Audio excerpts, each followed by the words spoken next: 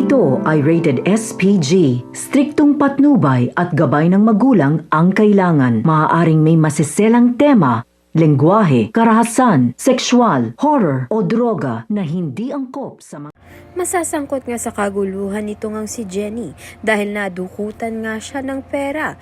Subalit sa kasamaang palad ay nabaliktad nga ang kwento at madadamay nga siya sa pagkakakulong. Kaya naman nga't galit na galit nga itong si Minchi dahil nga nasangkot nga sa gulo ito ngang si Jenny at wala nga siyang pera pang tubos.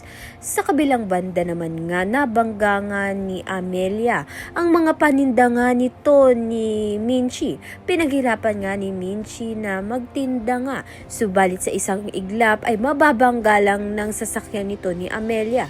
Subalit hindi nga lang doon ang galit ito ni Minchi. May mas malalim pa nga silang hindi unawaan noon dahil anak ni Amelia ang matalik na kaibigan noon ni Minchi na si Dara na nasira nga dahil sa isang lalaki.